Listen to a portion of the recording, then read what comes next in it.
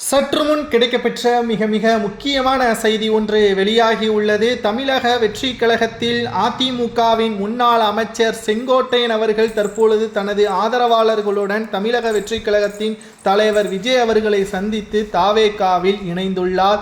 தற்பொழுது திராவிட முன்னேற்ற கழகத்திற்கு மிகப்பெரிய ஒரு நெருக்கடியாக இந்த செய்தி அமைந்துள்ளது. இதுவரைக்கும் தாவேகாவில் எந்த ஒரு மூத்த அரசியல்வாதி இல்லாத ஒரு நிலை இருந்ததை தற்பொழுது செங்கோட்டையன் அவர்கள் பூர்த்தி செய்துவிட்டார். அவருக்கு தாவேகாவில் மிக முக்கிய உயர் பதவிகள் வழங்கப்படும் என்பதையும் அதற்கான அதிகாரங்களையும் விஜய் அவர்கள் வெளியிடுவார் என்பதையும் தற்பொழுது தகவல்கள் கிடைக்கப்பெற்றுள்ளது.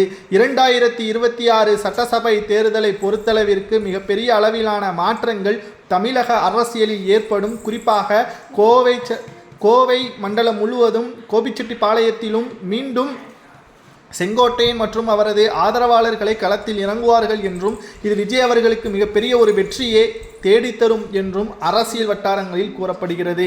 கடந்த ஒரு வாரங்களாகவே பேசும் பொருளாக இருந்த செங்கோட்டையன் அவர்கள் தற்பொழுது தனது எம்எல்ஏ பதவியை ராஜினாமா செய்த நிலையில் அதிமுகவில் இருந்து முழுவதுமாக தான் விலகுவதாக அறிவித்துவிட்டார்.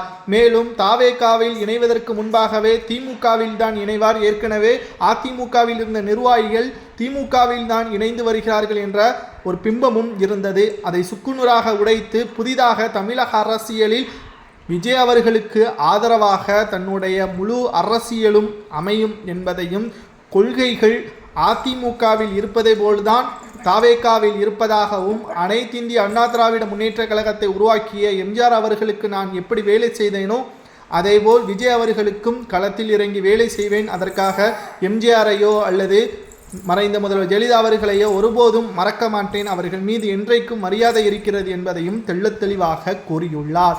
தாவேகாவில் செங்கோட்டையன் அவர்கள் இணைந்தது தற்பொழுது அரசியல் வட்டாரத்தில் உதயநிதி அவர்களது பிறந்த நாளை மறக்கக்கூடிய வகையில் அமைந்துவிட்டது.